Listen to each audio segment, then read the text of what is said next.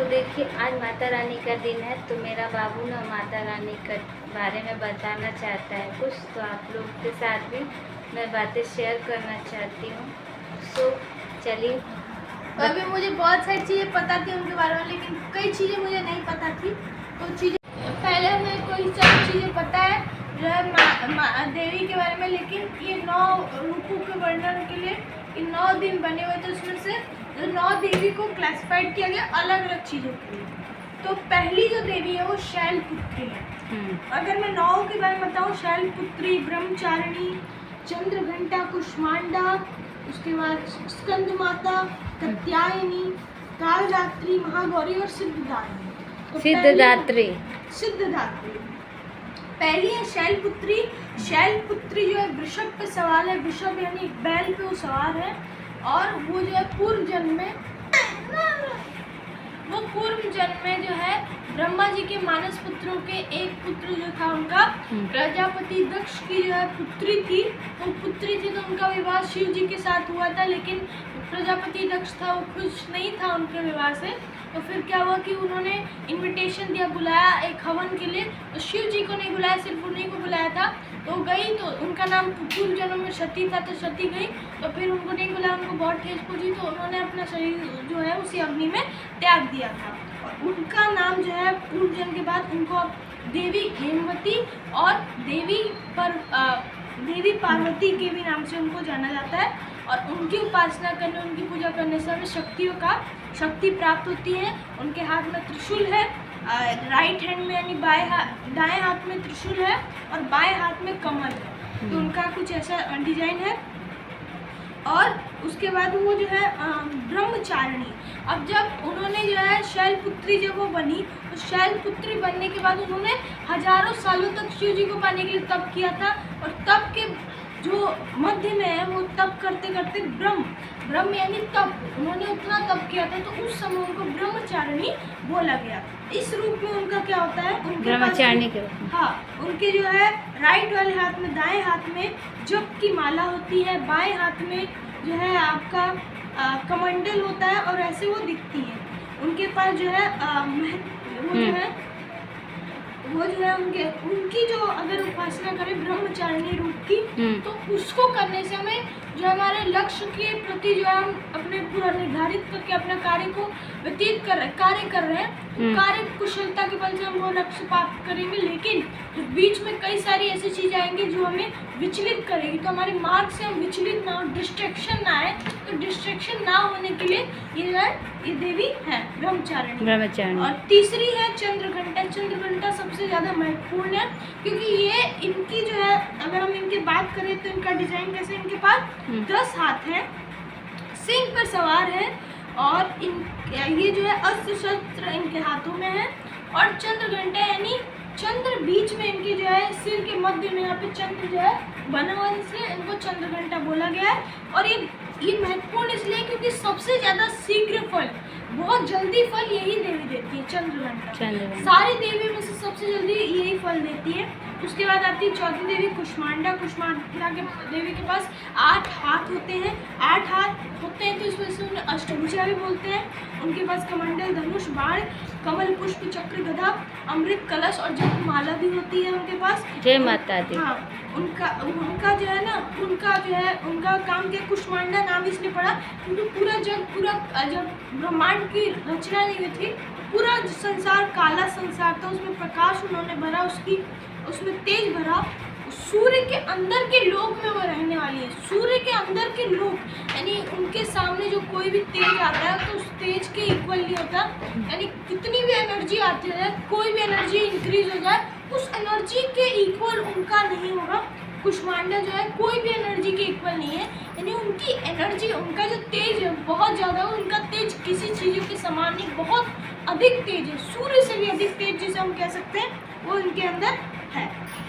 उसके बाद हम बोलेंगे कुष्मांडा देवी की बात करें तो उनको, कुष्मांडा देवी को हम जो है बहुत ज़्यादा पवित्र होके ध्यानपूर्वक अगर हम उनकी जो है पूजा करते हैं, और उनकी पूजा करने से हमें आयु बल में वृद्धि होती है और रोग से हम खत्म हो जाते हैं अगर हम कुष्मांडा देवी को करें तो। और कुमड़े कुमड़े यानी अगर उनका जो है, अगर हम संस्कृत में बोले कुमड़े यानी कद्दू का अगर उनको भोग चढ़ाते हैं, कद्दू को हम काट के उन्हें देते हैं तो उन्हें कुष्मांड कुष्मांड यानी उनको जो है फिर उससे जो है खुशी होती है। ठीक है, अगर कद्दू अगर हम उन्हें देते हैं तो उन्हें उससे खुशी होती है। फिर पांचवी स्कंद माता, स्कंद स्कंद जो है कार्तिकेय जैसे आप जानते होंगे कार्तिकेय, स्कंद इस वजह से स्कंद उनके पुत्र हैं, तो पुत्र की वजह से स्कंद माता, स्कंद की माता। ठीक है, तो इस वजह से स्कंद है, वो भी सिंह पे सवार है, शेर पे है, 4 हाथ है उनके, 4 भुजा है, कमल है, वरमुद्रा है, पद्मासना है उनके पास। पूजा करने से बाल रूप में स्कंद की, अगर हम उनकी पूजा करें तो बाल रूप में जो उनके हाथ में स्कंद बैठे हुए हैं तो उनकी भी पूजा ऑटोमेटिक हो जाती है, उसकी कोई जरूरत नहीं, तो उनकी कर देंगे तो पूरी हो जाएगी। तो ये होता है कात्यायनी, छठा रूप है जिसमें पूर्व जन्म में जैसे कत ऋषि, एक कत ऋषि थे जिनके पुत्र हुए कात्य, कात्य जो पुत्र थे उनके भी एक और पुत्र हुए कात्यायन, और कात्यायन ने क्या किया, फिर कात्यायन की इच्छा थी कि माँ भगवती हमारे घर पे जो है आए, उनका जन्म हमारे घर में, तो क्या हुआ कि वो बहुत पूजा करते थे। और जब महिषासुर को, जब महिषासुर था दैत्य, महिषासुर को मारने की जब बारी आई थी तो कोई नहीं मार पाया था, तो ब्रह्मा विष्णु महेश यानी शिव जी, ब्रह्मा जी और विष्णु जी ने क्या किया था, अपनी शक्तियों को मिक्स कर दिया था, तो एक शक्ति माँ दुर्गा बनी थी। तो माँ दुर्गा ने उसको मारा था महिषासुर को, और उस टाइम जिसने पहली दर्शन किया था, पहला जो दर्शन जो है माँ दुर्गा का किया था वो कात्यायन ने किया था, इस वजह से कात्यायनी उनका नाम पड़ गया उस रूप का, क्योंकि पहला दर्शन कात्यायन ने किया था माँ दुर्गा के स्वरूप का, इस वजह से उसका नाम कात्यायनी हो गया। और उनके हाथ में जो है कमल है, तलवार है, और वो जो है उनका फल क्या है, धर्म अर्थ काम मोक्ष, 4 चीज़ें वो देती है, धर्म अर्थ काम मोक्ष कात्यायनी देवी देती है। और 7वां है कालरात्रि, जो कालरात्रि है वो उनका कलर जो है थोड़ा काला है, और वो जो है उनकी आँख जो है 3 आँख है उनके अंदर, नेत्र इधर, नाक के इधर और इस साइड में, और पीछे भुजा के पीछे की साइड में जो है 3 आँख है, और वो गधे पे सवार है। ठीक है, गधे पे सवार है, इसका मतलब ये है कि कोई छोटे से छोटे जीव के ऊपर, मतलब ऐसा जीव है जिसको कोई पूछता नहीं है जीव, उसके ऊपर सवार है, वो काली है फिर भी उनका फल बहुत ज़्यादा है, वो दिखने में भयानक दिखती है, लेकिन उनका नाम शुभंती भी है, शुभंती भी है, और शुभंती इसलिए नाम है क्योंकि वो शुभ फल देती है, उनका शुभ फल देती है। शुभंती भी ज़्यादा लोग नहीं जानते होते, कालरात्रि जानते, लेकिन उनका नाम शुभंती भी है।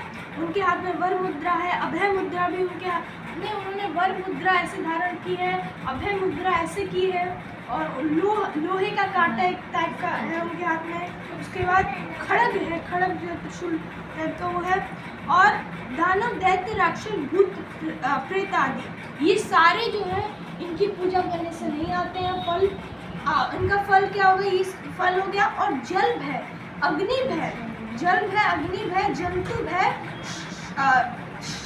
शत्रु भय, जल भय, अग्नि भय, शत्रु भय और रात्रि भय, ये आपको कभी नहीं होगा अगर आप इन देवी की पूजा करें, यानी भूत पिशाच किसी का भी आपको भय ही नहीं होगा अंदर अगर आप इन देवी की पूजा करते हैं। तो महागौरी क्या हो, और अगर इसमें से अगर मैं बताऊं तो कुष्मांडा देवी की अगर आप पूजा करते हैं, ठीक है, तो आपको जो है एक अनुभूति होती है, अगर पूजा करते हैं तो आपको ना कुछ म्यूजिक गाने की जो है रात में आप छन छन टाइप की आवाज़ आती है। कुष्मांडा देवी की अगर पूजा करते हैं, गाने जो आपके कान में घुसते, तो उस समय भक्तों को सतर्क रहना चाहिए और उस तरफ जाके नहीं देखना चाहिए, क्योंकि जो देवी की है, देवी जो उनका चेहरा है वो कुछ अलग है जैसा हम सोचते हैं, तो उनकी जो चेहरे की चमक है उससे ही हमारी आंखें जो है, नेत्र जो है वीर हो सकते हैं, नेत्र खराब हो सकते हैं। तो इस वजह से उस सब भक्तों को सजग रहना चाहिए जो कुष्मांडा देवी की पूजा दिखना नहीं चाहिए।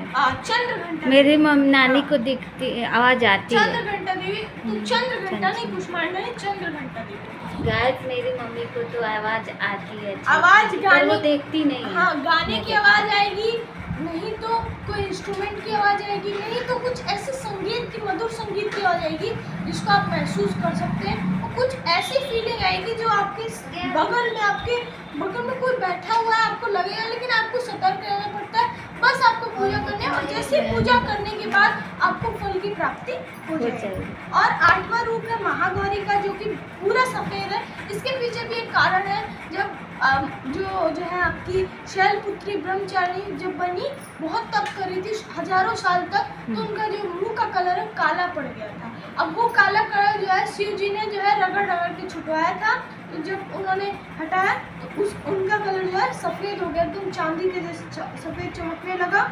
उसके बाद उनके हाथ में है चक्र, गदा, चंद्र, ठीक है, वृषभ पे सवार है, बैल पे अगेन ये भी सवार है। तब से इनका रंग काला हुआ था।